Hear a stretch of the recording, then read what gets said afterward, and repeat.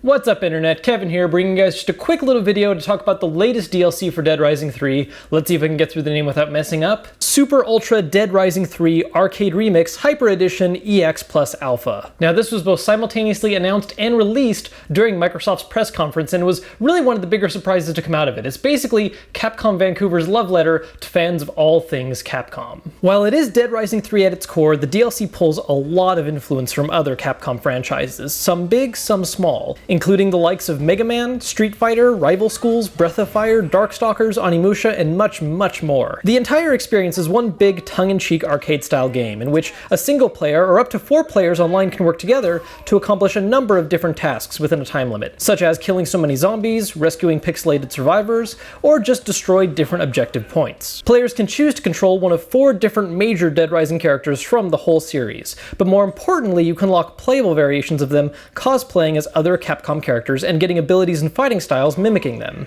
Some are relatively low-key, like getting a lot of gun attacks, while some can get really crazy, like summoning dinosaurs or using magic. Players don't start out with any of these costumes though, they have to unlock them by saving up money from completing missions, or meeting certain prerequisites like playing a certain character so many times, or finding arcade cabinets hidden in levels. The heart and soul of this game really is in both its silliness and nostalgia factors. The amount of crazy things you can do with each costume is absolutely insane, and if you're a gamer that's kept up with a lot of different Capcom titles, there's all kinds of different little references and gems to set off your nostalgia factor. Not just in the costumes alone, but in levels featuring theme songs from previous games like Guile's theme from Street Fighter 2 or Mega Man X2's opening theme, power-ups like Arthur's Golden Helm from Ghosts and Goblins with the beard included, or even mission objectives like destroying a car or fighting zombified versions of Capcom villains.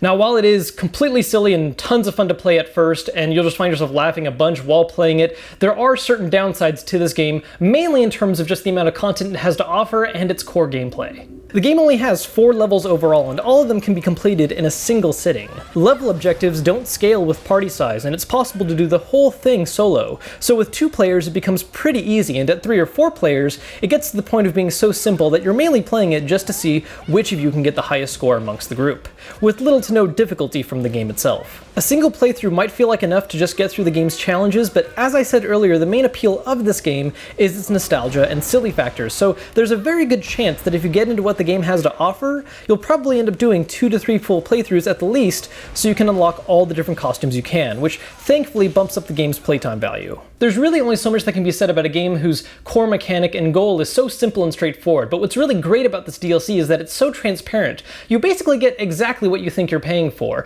and for being such a very specific niche type of DLC, it's just amazing. I do wish it was standalone. I really feel like a lot more people would be willing to check this out that don't already own Dead Rising 3, and it always saddens me to see an arcade-style co-op game like this not offer local couch co-op. But still, at $10, anyone who's a longtime fan of Capcom titles, or just a fan of doing really silly shit in a game, will find this really easily worth purchasing if you already own the base game. And if you don't, this might just be the final straw to push you towards it, or make it a future purchase to keep in mind once its price starts to drop. So that was just a quick look at Super Ultra Dead Rising 3 Arcade Remix Hyper Edition EX Plus Alpha. If you guys enjoyed the vid, or you just want to congratulate me for saying that whole thing without messing up, then make sure to hit that thumbs up button down below. And while you're down there, if you haven't subscribed yet, hit the subscribe button as well, because I've got more great content planned and on the way that you don't want to miss. You guys can also follow me on Twitter at Kevin Kenson, where you can hear my up-to-date thoughts on games I'm playing, or you can just find out what videos I'm planning on and where I'm going to upload them when. I hope to see you guys soon with more great content, but until then, I'm Kevin Kenson, and I'll see you later.